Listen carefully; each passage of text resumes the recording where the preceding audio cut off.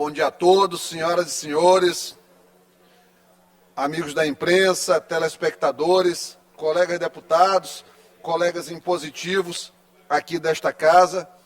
Hoje nós vamos falar, tendo em vista que, apesar de ter acompanhado todas as sessões nesse período breve que estive fora da cidade de São Luís, mas não deixei de acompanhar nenhuma sessão, nem de saber o que estava acontecendo.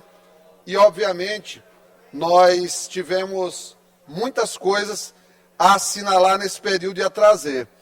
E eu começo aqui falando um pouquinho sobre desafios políticos e jurídicos no Maranhão. E por que eu batizei isso desta forma?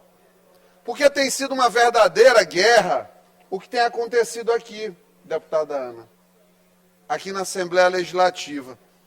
As articulações elas têm sido feitas de maneira sorrateira. Inclusive, infelizmente, eu devo consignar aqui em tribuna que tem fortes indícios que o judiciário, tanto em Brasília como o judiciário maranhense, esteja implicado nisso. Eu não entendo muito a dificuldade que os colegas têm, inclusive aqui os que são notadamente base do governo, que estão mais próximas, às vezes, da presidência, para trazer aqui e dar nome aos bois, às instituições e o que está acontecendo, porque aqui se trata de um parlamento. E como muito bem fala aqui nossos colegas da oposição, parlamento é lugar de parlare, falar. A tribuna é inviolável, ela é sagrada, ela inclusive merece atenção e respeito, ao invés de rodas de conversa, no momento em que outro colega ocupa a tribuna. Mas essa estratégia de tentativa de desconcentração, de colegas falando alto, de falta de educação, ela já é uma estratégia antiga. Nós sabemos como isso funciona. Mas o que importa é que eles estão ouvindo, Gustavo. Eles estão ouvindo. Eles fingem conversar no centro do plenário, mas eles estão ouvindo, estão confabulando, faz tudo parte da estratégia. Vamos lá. Hoje existe uma canalice chamada STF tentando governar o estado do Maranhão. E vou nominar Flávio Dino de Castro e Costa, Alexandre de Moraes, em conluio, estão tentando governar o Maranhão de Brasília. E eu vou destrinchar, tendo em vista o tempo que eu tenho, que ele é um tempo generoso e que será muito bem utilizado, para trazer todos os pontos aqui relacionados. Vamos lá. Por que primeira pergunta que a gente precisa fazer, imprensa, é porque o STF hoje concentra a imensa maioria das suas ações sobre um Estado, deputado Ricardo Arruda, deputado Carlos Lula, Vossa Excelência, como um suposto exímio constitucionalista, poderia me explicar por que um Estado com 2% do eleitorado brasileiro, ele é tão caro ao Supremo Tribunal Federal? Por que as inconsistências jurídicas de Roraima, do Amapá, do Ceará, onde nós temos visto aí de maneira recorrente, aqui a esposa do Barbalho, em Alagoas a esposa do Renan Filho sendo nomeada conselheira do TCE, uma série de situações e estados em que não há interesse do STF em intervir.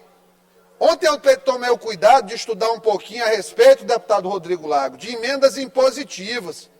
No estado de São Paulo, o percentual, no estado mais rico da federação, deputada Ana, o percentual de emendas impositivas é de 0,45. São Paulo, 0,45. Deputado Fernando Braide, o senhor sabia que lá em São Paulo o percentual é 0,45, deputado Fernando Braide? O senhor sabia que no estado de São Paulo é 0,45 o percentual de emendas impositivas? que em Minas Gerais eles estão fazendo escalonado para 2%. A imprensa sabia? Não sabia, né? Mas não tem estados maiores e estados mais ricos. O estado de Minas tem um orçamento de quase 90 bilhões de reais. Mas o STF não está preocupado. O STF não está preocupado com o estado de Minas Gerais, de forma alguma. O STF está preocupado com o estado do Maranhão. Este estado, tão rico, tão potente politicamente, tão necessário ao tabuleiro eleitoral de 2026, com seus gigantescos 2% do eleitorado. Hoje, ele é o centro, é o laboratório normativo do Supremo Tribunal Federal. E eu digo por que isso acontece. Porque hoje existe no Supremo Tribunal Federal a turminha do Xandão e a turminha do Flávio Dino, juntas, trabalhando ativamente para governar o Maranhão. Vamos começar aqui falando hoje, que é tanta coisa que eu tive que fazer um roteirinho, e me perdoem os meus colegas. A última foi essa decisão sobre o tal do nepotismo cruzado. Nepotismo cruzado. Vamos lá. O ministro Alexandre de Moraes fez uma decisão safada, teratológica, imoral.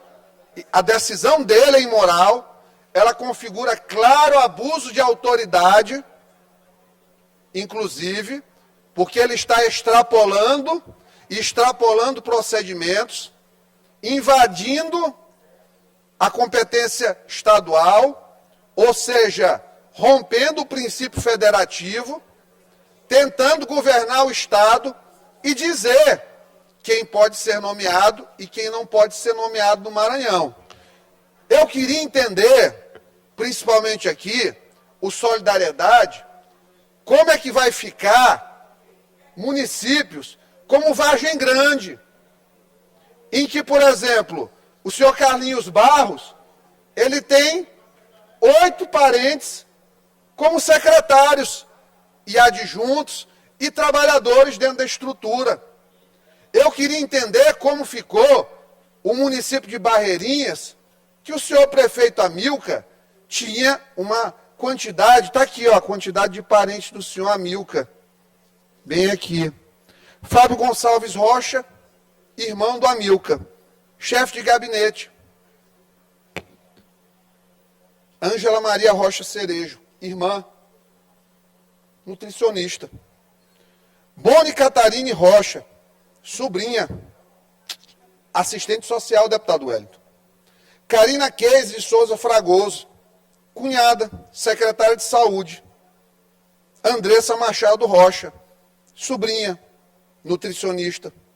Cristine Oliveira Rocha, odontóloga. Isso aqui foi em 2021.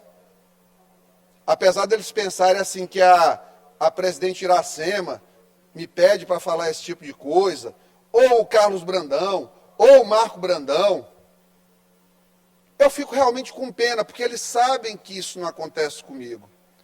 A minha grande questão aqui é a seguinte, vamos imaginar, todo deputado que esteve nessa casa e a imprensa que aqui esteve também, principalmente nos tempos do senhor Ricardo Garcia Capelli, sabe como era o nível de autoritarismo no estado do Maranhão.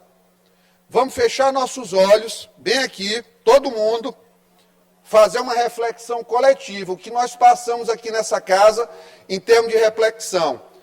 Imagina o Felipe Camarão, que é um cara que eu tenho grande carinho por ele, mas ele não vai governar o Maranhão. Ele vai ser uma pessoa que vai receber a ordem do Flávio Dino. Está aqui, ó. Eu estou fechando meus olhos e imaginando.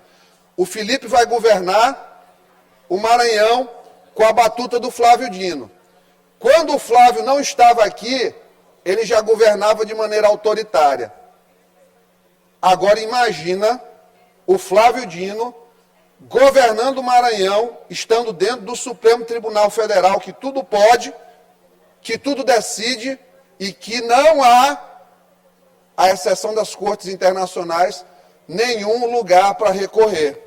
Mas quem vai ligar para o pobre estado do Maranhão, com seus 2% de eleitorado, a sua população, infelizmente, pobre, miserável? Quem será por nós neste país e em meio a essas atrocidades do Supremo Tribunal Federal? Mas vamos lá. Alexandre de Moraes tomou uma decisão estranha. O estado do Maranhão, deputada Ana, tem 8.872 cargos comissionados, Raile. 8.872 cargos comissionados. O documento que os deputados encaminharam, dizendo quantos parentes tinham até o 3º grau, ontem, para o STF, é disponível. Sabe quantos cargos aqui tem de parente de deputado? 42 deputados, tem 32 parentes com algum tipo de cargo, seja ele comissionado, empresa do Estado, alguma coisa. Isso corresponde a 0,36%. Deputado Neto, sabe o que o ministro Alexandre ele concluiu, deputado Neto? Que esses 0,36% de cargos, esses míseros 32 cargos, eles foram suficientes para esta Assembleia sem valor, grifo nosso, se vender, deixar de ter um deputado como candidato à vaga de conselheiro do TCE, que nós trocamos, Ana. E olha que, por exemplo, minha irmã e minha esposa já estão no Estado desde 2011. E eu estou botando nesses 32 aí. Ou seja, e vários assim. Ou seja, não tem 25 cargos de verdade na estrutura do governo.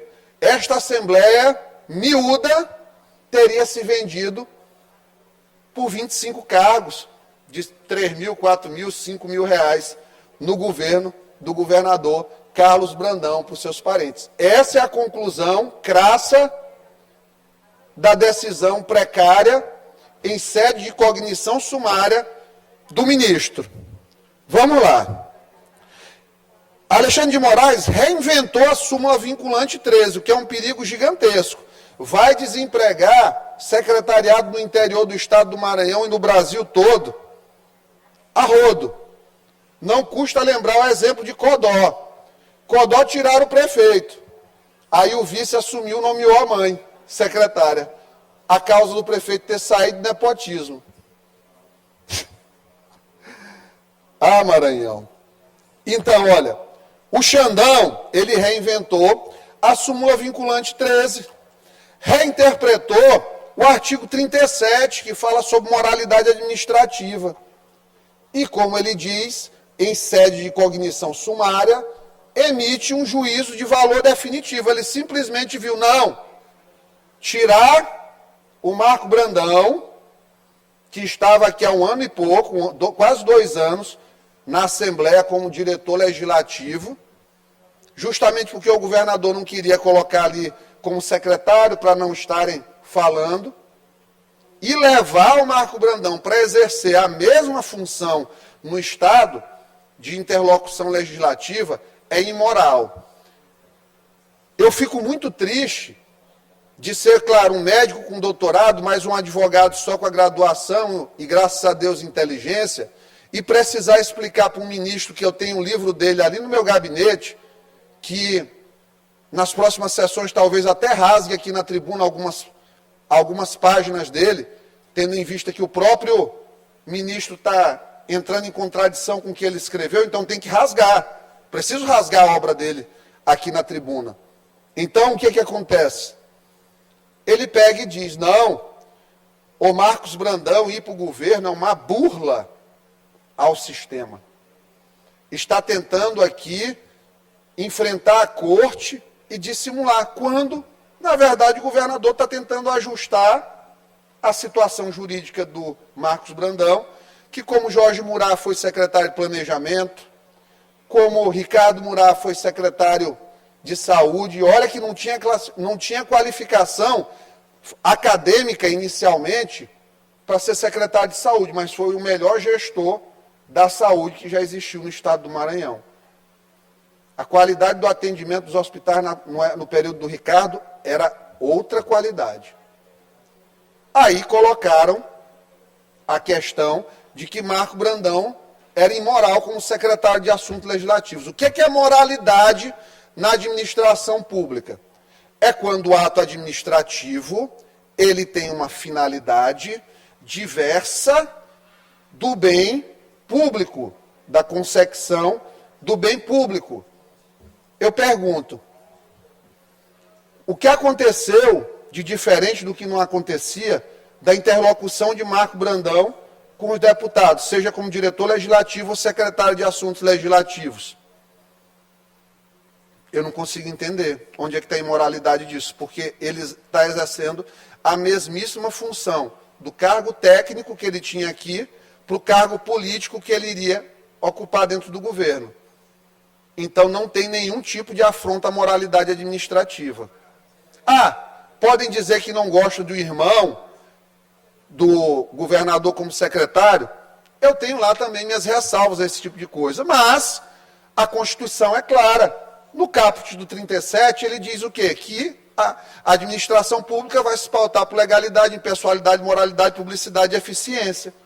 E no inciso 2, diz o quê? Que os cargos serão obtidos mediante concurso público, ressalvados os casos de livre nomeação e exoneração, que é o cargo de secretário de Estado. A administração pública, o executivo, tem o direito de nomear as pessoas para os cargos comissionados. Até o judiciário escolhe seus assessores. O ministro Flávio Dino não escolheu uma juíza que mal tinha acabado de passar num concurso, que não tinha comarca, que não chegou a aderir à entrância e levou para o STF. Foi questionado isso. O CNJ optou por não se pronunciar, dizendo que não exercia controle de atos administrativos do Supremo, porque ninguém regula o Supremo faz o que quiser, e o Flávio Dino nomeou quem ele quis. O Brandão, se tivesse nomeado o Marco Brandão para a Sinfra, para a Secretaria de Saúde, eu até diria, não, isso aí é uma indicação que não é moral, porque realmente o Marco Brandão não entende porra nenhuma de saúde. Não entende, Marco, tu não entende nada de saúde, não dava para ti. Agora, política, assuntos legislativos, quando o Brandão adoeceu, quem foi que tomou conta como coordenador de campanha da campanha do Brandão e do próprio Flávio Dino, senador? Quem chamou os prefeitos para conversar, os prefeitos que não queriam votar no Flávio, que não gostavam dele, para poder chamar esses prefeitos e quebrar um pouco as pontes na eleição que fez o Flávio, senador mais votado? Quem foi a pessoa que o grupo do PCdoB implorou para ser coordenador da campanha do Duarte Júnior, o candidato do Flávio? Então, o Marco Brandão serve, ele é presidente de partido do MDB, ele serve para coordenar a campanha do Flávio Dino, Wellington. Ele serve para coordenar a campanha do Duarte, e ele é imoral se ele for secretário de Assuntos Legislativos, porque ele não pode dialogar com os deputados estaduais do Maranhão, que ele está há 1 ano e pouco aqui. Então, essa interpretação do ministro, além de mero casuísmo judicial, ela não passa também de um brotamento de uma bomba. É uma planta que vai soltar bombas pelo Brasil afora se isso aqui for validado, se a súmula vinculante 13 for revisitada. Mas vamos lá. Lembrando, seu Márcio Gerri, seu Capelli, seu Felipe Camarão, todos pediram. Felipe desistiu de ser coordenador da campanha do Duarte, do grupo dele. Pediram para o Marco Brandão. Marco Brandão não serve para ser secretário de Assuntos Legislativos. Tá certo. Vamos lá. Ele diz no momento da decisão assim, Ana: olha, Constatei que há nepotismo cruzado, porque o irmão do governador foi nomeado na Assembleia e tem parentes de deputados no governo. Ele não poderia fazer isso, porque a relação é de chefe de poder com chefe de poder. Teria que ter alguém da Iracema nomeada. Os gabinetes dos deputados são autônomos, porque senão eu tenho que questionar, e aí eu vou ser obrigado, desculpa gente, a mandar para a Procuradoria-Geral da República. Né? É importante, né, Gustavo? Por que a cunhada do Flávio Dino está no gabinete do Carlos Lula, recebendo 14 mil reais? Por que a esposa do Flávio não trabalha e está lá no gabinete do Márcio GR, recebendo salário mais alto, aquele SP 25?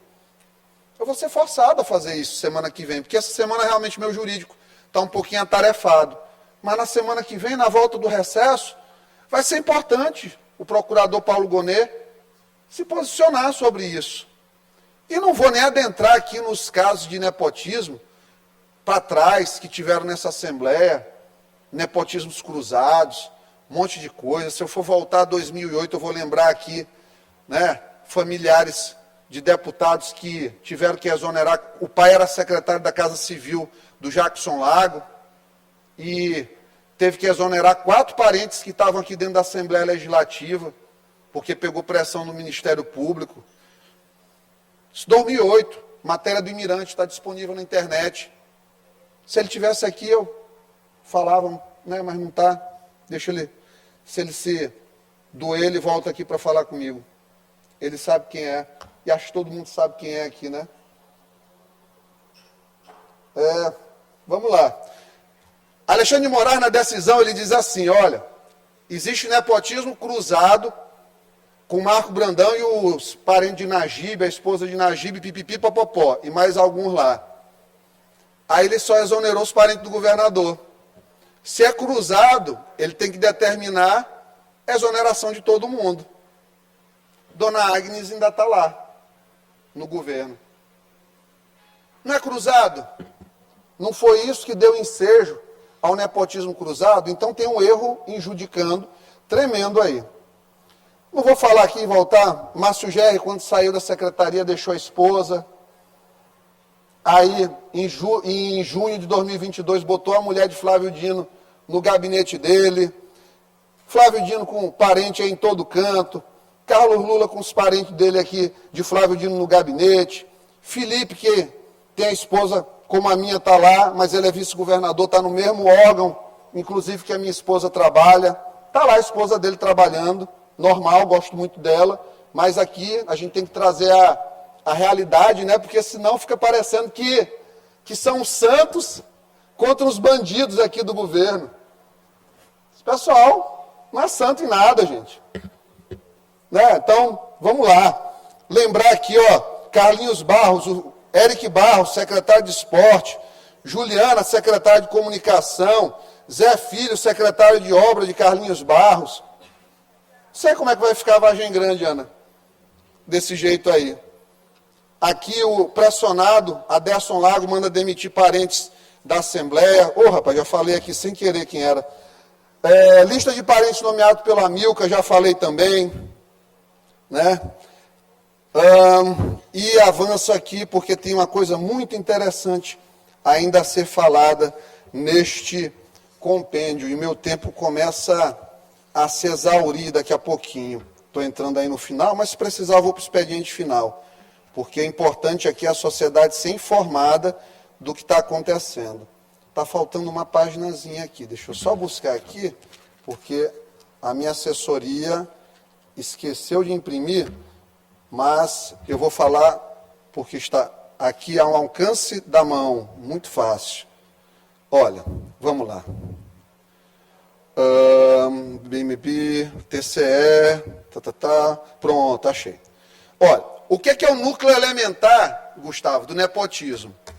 O núcleo elementar do nepotismo é tu pegar um parente que não tem competência para absolutamente nada e colocar numa função de importância, ponto. Aí nós vamos à discussão. Quem tem competência? A esposa do Najib, que nunca trabalhou com política, tem a competência de ser adjunta de articulação política, ou o Marco Brandão, que é político desde que se entende por gente, no município dele, ocupar um cargo. Então, assim, volto a dizer, se Marco Brandão fosse candidato aí a uma vaga de secretário de saúde, não. Secretário de esporte também não, que está muito gordo. Né? Mas, assim, o núcleo elementar do nepotismo é a questão da competência para o cargo. E se o cargo é político, ele está fora do alcance da súmula vinculante 13. E aí, quando isso é detectado, que ele cai ali dentro da súmula vinculante 13, quando o governador mudou o marco para ser cargo político para o primeiro escalão do governo, cai a reclamação constitucional. Ela cai, sabe por quê? Porque reclamação constitucional é um instrumento jurídico que serve para questionar coisas que estão em desacordo com súmulas e resoluções do Supremo Tribunal Federal. Caiu. Por quê? Porque ele enquadrou dentro da súmula vinculante 13. E nesse momento, o processo cai lá em cima e o governador, ou ele é investigado pelo STJ, ou se alguém achar que ele está cometendo nepotismo, que é a improbidade, recai na vala da improbidade, tem que descer a ação para um juiz de primeiro grau. Ou seja, Alexandre de Moraes está corrompendo todo o sistema processual do direito brasileiro. Então, já falei aqui sobre a investidura. Falando sobre TCE, os comunistas fizeram um evento, piada, no dia 13, comemoração dos 10 anos da libertação do Maranhão. A libertação do Maranhão, que fez com que 10 cidades entre as mais pobres do país, no primeiro governo do Flávio, no começo do governo, se transformassem. Flávio multiplicou realmente a pobreza do Maranhão. Quando ele saiu, nós tínhamos 40 cidades entre as mais pobres do país, dos 5 mil e poucos municípios, 5 mil e muitos municípios que o Brasil tem, acho que são 5.500 e poucos municípios, não tem esse número de cabeça. Aí vamos lá, voltou aqui, TCE, a Assembleia votou o Daniel Brandão, foi uma construção política. O governador teve competência para fazer a construção política numa vaga da Assembleia. Ninguém aqui se candidatou. O deputado Carlos Lula pegou uma pressão aí e não saiu candidato. Pegou pressão porque quis. Porque eu, quando não quero, só Jesus descendo no céu para me tirar. Foi mole e não colocou o nome dele. Candidato único. Por que não? Por que eu vou votar contra o Daniel? É advogado, é acessível, tem conselheiros ali. O Washington já foi eleito conselheiro do TCE, historiador, que não tinha... De muito pior nós já viemos em termos de escolha de conselheiro. Nada contra você, viu, meu comandante? Nada contra você. Gosto muito de você, mas estou falando aqui que para a TCE sua nomeação chamou muita atenção naquela época. Vamos lá. Presidência do Daniel. A partir do momento que ele entra no cargo, não tem mais Brandão lá. Ele se viabilizou com Marcelo Tavares, Flávia Gonzalez, com todos os conselheiros que tem lá. E foi votado de forma unânime. Quer dizer que ele pode ser conselheiro e não pode ser presidente. É a mesma coisa de você ser brasileiro, maior de idade, ter seus direitos políticos regulares e não poder votar. Ele é conselheiro, ele pode ser votado presidente. Onde é que está o problema disso aí? Onde é que está? Daqui para amanhã ele pode brigar com o Brandão. O que mais tem é irmão brigado. O irmão do Fernando aqui, o Antônio Braide, o Braide não disse que é brigado com o irmão? Com 1 milhão aí na sacola, dentro de um carro, não são brigados? Daniel pode daqui para amanhã brigar com o Brandão. O que mais tem é a família que briga. Eu já passei um período aí sem falar com minha irmã. Normal, família briga. Tem uns que brigam para sempre. Nós não, nós somos cabeça quente lá, a gente briga, depois volta a se falar. Tá tudo bem. Mas família briga. Não garante. Ah, é sobrinho, vai fazer tudo que o tio quiser. Eu não sei. Eu acho aqui que tem filho de deputado que está aqui, que foi deputado, e que não faz tudo conforme o pai encaminha. Acho que o prefeito de São Luís não faz tudo que o Carlos Braide sugere, diz para ele. Pelo contrário, se fizesse, o Carlos Braide é um grande político, ele dialogaria mais com a classe política. Então vamos lá, estamos chegando aqui, ó. Chegamos para a Assembleia. Já viemos aqui de TCE, Marco Brandão, vamos chegar na Assembleia. Deputada Ana, eu queria até me inscrever já no expediente final, por gentileza, que eu estou vendo que vai passar aqui. Primeiro aqui, para continuar, deputado Érico, por favor. É meu momento. 2 semanas eu estou com crédito de tribuna. Vamos lá. Em relação ao STF, TCE, eleição da Assembleia, eles se pegaram no detalhe, arrumaram agora um professor, Ingo Hoffmann, aí era o piloto, é Ingo Wolfgang Salé, constitucionalista conhecido, mas lembrou aquele piloto Ingo Hoffmann, da Stock Car, né? Aí aparece um parecer do doutor Ingo, no meio da ação de solidariedade, na antevéspera de sair o voto da ministra Carmen Lúcia, fazendo uma análise até do common law americano, ressuscitando casos do Alabama, dizendo que a lei que foi construída, mesmo que respeitando o devido processo legal, mas se foi com uma má intenção, ela não deve ser validada. Aí, o memorável, porque assim eu gosto de pegar do alto da minha modesta ignorância jurídica, da capacidade de entender as coisas, os fundamentos, né, dentro da epistemologia, que é uma coisa tão rica, pegar e dizer, tudo bem, mas ele partiu de uma premissa falsa, quer dizer o quê? Que a lei foi feita 1 semana antes da eleição. Não foi. Está expressamente, ricamente, longamente, incansavelmente comprovado nos autos. 29 anos, né? É o mesmo critério. A questão do casuísmo, ela não se aplica. E como dizer que uma norma é casuística se ela só serve para menos de 10% de possibilidade de haver um empate? Ah, vamos fazer uma lei aqui, Gustavo, que esta lei, ela vai servir se a gente, nos 10% de chance que tem de empatar, vamos fazer. Sabe qual era a lei melhor? O que seria casuísmo? Dizer assim, olha, no caso de empate, vê quem teve a menor quantidade de mandatos de presidente. Ou outra sugestão, no caso de empate, se houver uma candidata mulher ou pessoa com deficiência, esta pessoa será aclamada diante da premente e crescente necessidade de implementar políticas de inclusão no nosso ordenamento pátrio. Isso seria casuísmo. Isso não contaria com o meu apoio. Mas o que eles fizeram, primeiro que estão mentindo no processo.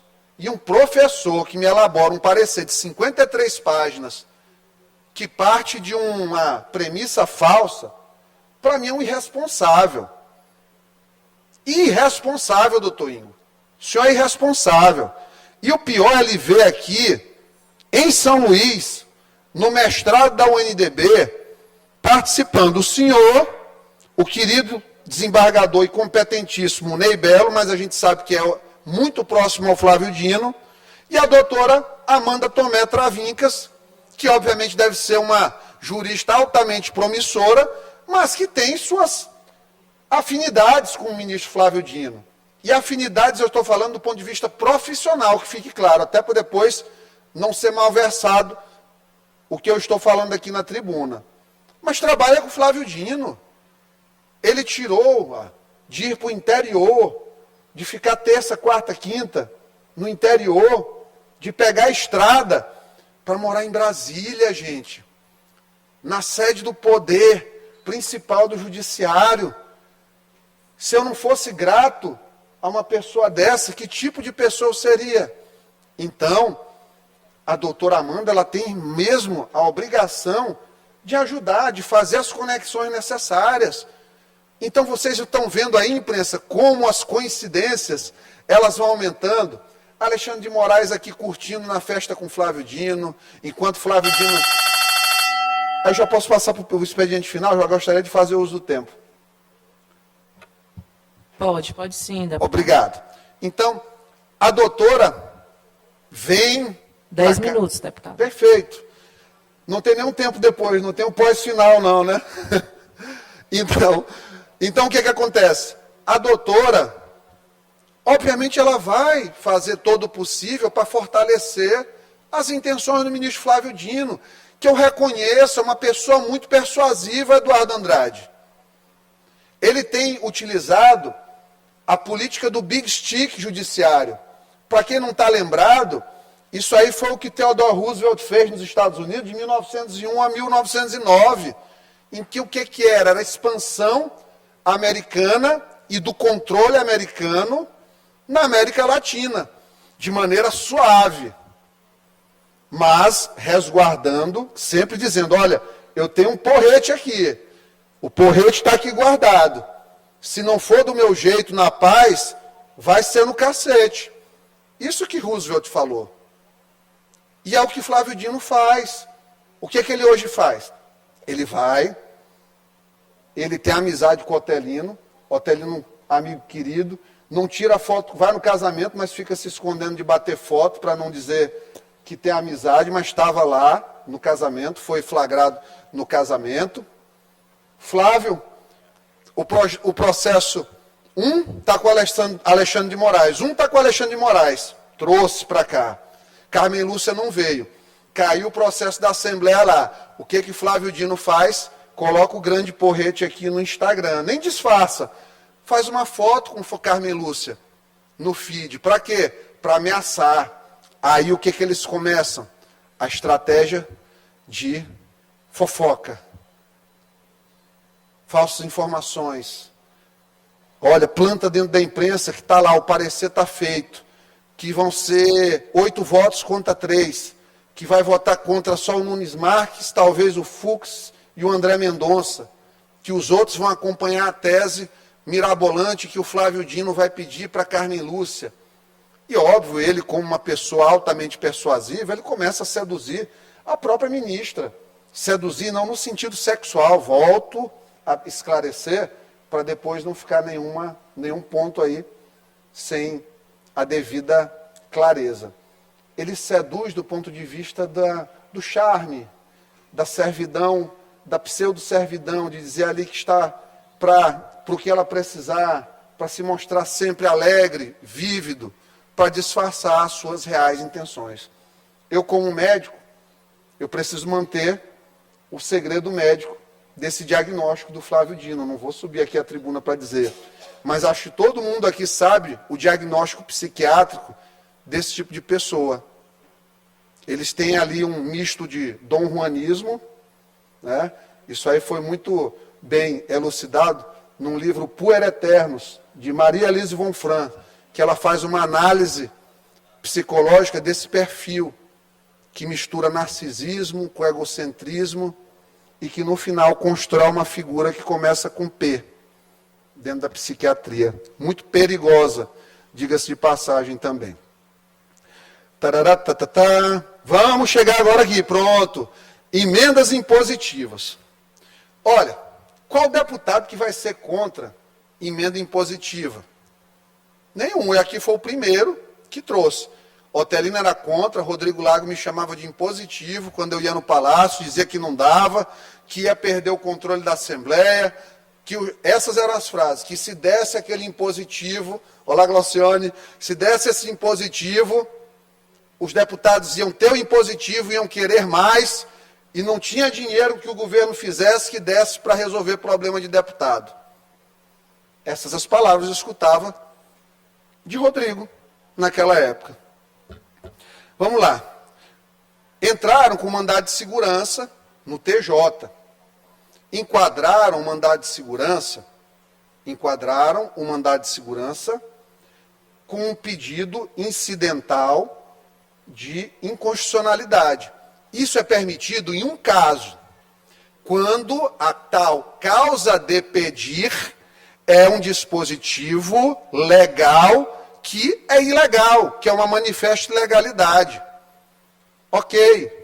Onde é que eles erraram bem aí na ação, e que o querido doutor Gervásio, pelo qual eu tenho muito carinho, e por isso vou fazer alguns alertas a ele, primeiro porque é um cara deveras inteligente, segundo, que é um magistrado que sempre atuou com muita independência, espero que ele analise à luz dos argumentos que trago à tribuna, que esse pronunciamento chegue a ele, para que ele reavalie, de certa forma, algumas decisões e alguns pensamentos dentro da coisa. Vamos lá. Primeiro, eu peço, doutor Gervásio, não se deixe ser enganado por Flávio Dino com a promessa de STJ que ele sempre, esporadicamente, canta para os juristas mais próximos. Já fez isso com o desembargador Ney Belo, foi enganado por ele, mas Ney Belo, mesmo assim, por conta da amizade de adolescência, ele mantém leal, mesmo Flávio Dino não merecendo pelo que fez com ele. Doutor Gervásio agora parece, talvez, estar sendo seduzido por isso aí. Doutor Gervásio, ele vai lhe enganar, o senhor não merece essa decepção. Desembargador Velto, pelo qual tenho maior carinho, ele sabe, maior carinho, foi vítima disso também. E olha que desembargador Velto talvez seja para mim assim, o maior desembargador de todos aqui do ponto de vista técnico hoje, para mim ele é. Mas Flávio Dino, é esse diagnóstico aí psiquiátrico que eu falei para vocês, que começa com P. Ele entra na cabeça das pessoas, ele ilude, ele promete. Né? E aí, doutor Gervásio pegou, em sede de mandado de segurança, e errou numa coisa. A autoridade coatora jamais poderia ser a presidente da Assembleia ou Glaubert Coutrin. A Assembleia é uma casa colegiada. Quem é o responsável pelo ato supostamente ilegal? Se existisse ato ilegal que não existe. Seriam os 42 deputados. Cada um vota. Então, se a peça já tem uma autoridade coatora errada, é uma petição inepta. E por inépcia, a ação deveria ter sido extinta. Tinha que extinguir. Eu sou autoridade coatora. Se eu tiver de votar, eu vou votar. Não posso exercer mais meu voto. Um desembargador com devido respeito, ele não tem como, dentro desta Assembleia, impedir o meu voto, o meu juízo de consciência sobre um determinado tema. Ele não pode fazer isso. Então, o que acontece? Eles que falam o tempo todo em simetria, como hoje em dia lá no STF, qualquer temática relacionada à declaração de inconstitucionalidade, o relator recebe, pode ou não manifestar um parecer, concedendo ou não a urgência cautelar, mas deve levar para referendo no plenário. Eu fico perguntando, quando é que isto irá para o órgão especial do Tribunal de Justiça para ser votado, gente? Quando isso vai acontecer? Questiono também porque hoje a Constituição já diz, 2% das emendas são para o Congresso Nacional, 1% não impositivo para as bancadas dos partidos. E aí, o doutor Gervásio pegou o limiar de 1,55, que não é ainda jurisprudência isso, a partir de um voto de quem? Do Flávio Dino. Que já é outra coisa que, no meu entendimento, não é interessante. Por quê? E lá em cima são 3% da reserva orçamentária para o Congresso.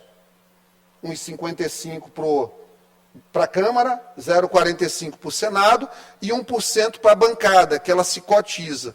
Então, não dá para dizer que é 1,55. Num voto apenas. Está errado isso aí. Então, é uma ação que já deveria ter ido para o órgão especial para definir. Simplesmente.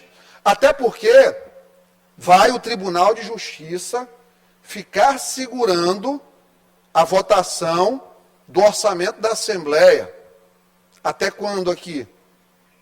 Porque vai forçar aqui a Assembleia a votar 1,55% de uma vez, sendo que isso não estava na LDO, sendo que Óbvio que não é uma obrigação da obrigação, mas o que eles estão se baseando em reserva de contingência, gente. Em peça orçamentária, que é previsão de receita e despesa certa. Talvez o Estado não consiga realizar tudo aquilo. A perspectiva para o ano que vem é de arrecadação pior. Pior. Dívida pública pode ir a 82% daqui a 2 anos.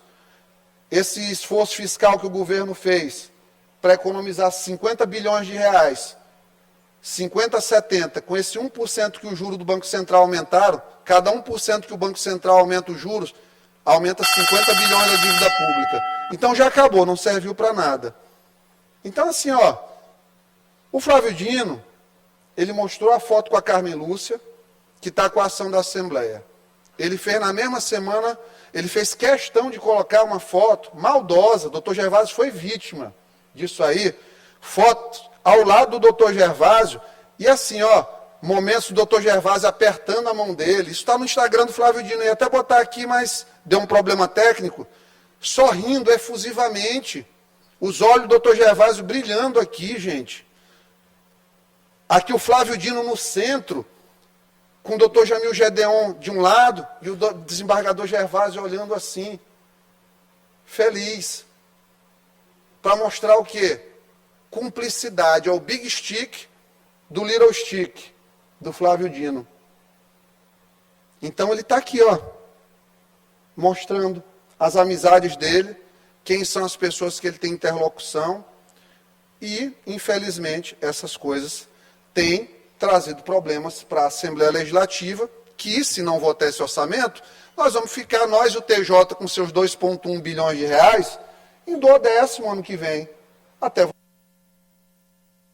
Conclua, deputado. Então, a narrativa hoje fizeram o evento do PCdoB, eles querem dizer que o Brandão é um bandido e que eles eram certinhos.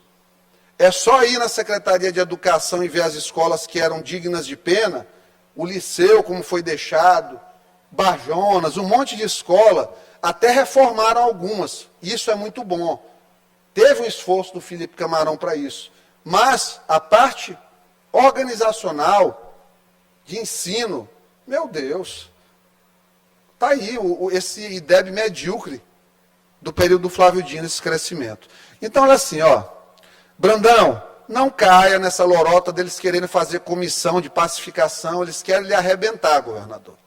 Não adianta, isso aí é para deixar ficar mais próximo, para dar facada em 2026 e lhe afastar. O pobre do Juscelino teve que ir no evento, coitado, está com o processo lá na mão de Flávio. O Everton vai espocar no que vem uma situação do Alcolumbre, que é muito próximo. Acredito que o Everton não tenha nada a ver, mas já fica ressabiado. Teve que engolir o orgulho e ir lá no evento do PCdoB, que não quis ele. Não o quis. Vou até gravar aqui de novo, não o quis, para não ficar feio ali na minha filmagem, fora do uso correto da gramática. Elisiane, coitada, porque ela precisa mesmo de PCdoB, porque para cá não tem nada para ela, está mais queimada do que não sei o quê, principalmente dentro da igreja. Mas ela é danada, ela consegue, de vez em quando a gente diz que ela está morta, ela volta, não dá para... Ela é ninja. E aí até o pobre do Edivaldo Holanda, meu amigo querido, teve que um evangélico, temente a Deus, se juntar, Ana, no PCdoB, porque ele está vendo lá que os deputados do PCdoB vão ficar tudo na casa dos 20 mil votos, e ele está indo para lá já para garantir o lugarzinho dele na legenda para tentar ir ter 25, 30 mil votos e ser deputado estadual. Termino o pronunciamento agora, fazendo uma importante reflexão. Infelizmente, eu estou falando aqui para um plenário vazio, só com Ana, deputado Eric aqui, porque, óbvio, estratégia dos oposicionistas esvaziar o plenário, achando que vão diminuir o meu tesão de falar a verdade, meu ânimo de trazer as mentiras deles aqui para a sociedade, mas eles estão assistindo de lá, estão tudo no gabinete assistindo, eu sei como é. É só perceber que quando eu cheguei aqui quinta-feira, a palhaçada que estava sendo feita nas 2 semanas acabou. Gente aqui gritando com a presidente. Acabou. pô, Ana, hoje não teve quinta, não teve hoje. Então os carneirinhos, Marcelo, de novo. Ah, o Wellington está aqui. Wellington, desculpa, eu não te citei, tu está aqui no plenário ainda. Mas sempre com um bom relacionamento ali com a imprensa que tu tens. Então estou eu, deputado Wellington, deputada Ana e deputado Eric, que vai fazer um pronunciamento aqui. Senão a sessão até encerraria com menos de 3 deputados. A reflexão importante que eu faço é, olha, colegas deputados, o que nós temos aí no universo, no curto prazo? Nós temos a possibilidade da ministra Carmen Lúcia, que é mais provável, do ponto de vista jurídico, se ainda existir juridiquês lá no STF. Conclua, deputado. E registrar a presença também do presidente da Associação do Ministério Público, do Dr. Carlos Augusto Soares, que esteve aqui conosco. Maravilha, doutor Carlos, seja bem-vindo. Ministério Público, inclusive, com uma brilhante atuação na questão aí das placas adulteradas no Maranhão. Sugiro irem a Arajatuba, porque as denúncias lá são fortes. Então, a reflexão que eu faço para os 4 colegas presentes aqui, de 42, menos de 10% da Assembleia presente num pronunciamento tão importante, mas que vai chegar para todos, esse discurso, é dizer, quem acha que está ruim com o Brandão, tenha, viu, Eric? Tenha absoluta certeza que com Flávio Dino, governando com preposto aqui no Estado, mais o Supremo, os políticos do Maranhão não vão ser mais massa de manobra, não. Vão ser escravos. Os políticos do Maranhão, se esse cara consegue emplacar sucessor que ele quer aqui no Estado, se Brandão for mole e não fizer o controle da sua sucessão com quem ele quiser, todo mundo na taca, todo mundo com medo, todo mundo vai ser assim. O Wellington se elegeu, não tá de bem com ele, entra na justiça para caçar o mandato, fica 2, 3 anos aí na mão, no TSE. Vai ser isso aí com todo mundo. Eu que me prepare, papai, se não andar na linha com esses caras. Então, para todos, é uma escolha. Vocês viram o que aconteceu com Jaqueline, gente. Jaqueline foi vítima de uma injustiça gigantesca. Eu estava olhando um diário oficial de 2013, ontem, Jaqueline exonerada de 2013. Olha quantas vezes Jaqueline não já trabalhou nessa Assembleia. Conclua, deputado. Então, vocês não têm noção do que vai acontecer aqui nessa casa. Então, se a Carmen Lúcia fizer o constitucional, ela vai dar o voto pelo não conhecimento da ação, pela autonomia das casas legislativas. Se ela cair na sedução do P, Flávio Dino, ela vai, provavelmente, eu acho que não vai tão longe, e vai dar uma decisão chamada extrapetita, dizer o que, olha, eu posso até anular esta eleição, mas eu não vou dar eleição para quem ficou em segundo colocado. E vamos fazer uma nova eleição com critério novo. Não é ruim, mas os colegas vão ser pressionados mais ainda. E eu digo, é secreta a votação, enganem eles. Porque se vocês acharem que vão enganar aqui a Iracema... Conclua, deputado. Eles vão se arrebentar aqui com o que vai acontecer depois. Não por conta do Otelino, que foi um bom presidente, mas é pelo que vem lá de cima de armação e o que vai vir depois de 2026. Vocês não têm noção. As promessas, as seduções vão durar 1 ano, mas na hora que a coisa entrar, aí vocês vão ver, vocês vão lembrar dessas palavras. Eu lembro claramente, Ana, eu fui ao Congresso Nacional na Comissão de Segurança. Apareceu meu discurso no Instagram da Carla Zambelli, repercutiu bastante em Brasília. Eu alertei o Senado Federal quem era Flávio Dino indo para o Supremo. Magno Malta fez a mesma coisa. Hoje estão todos lá no Senado dizendo, Magno Malta, nós deveríamos ter te ouvido. Se a gente soubesse, não teríamos votado. Então... Conclua, deputado. Fico feliz pela oportunidade de trazer a verdade até aqui, sem medo das consequências, sem medo de papapuda, para o comando da PM, né? Por favor, ministro Alexandre, só não tire meu direito à visita. E a visita íntima, que vai ser uma coisa muito complicada para mim. Muito obrigado a todos.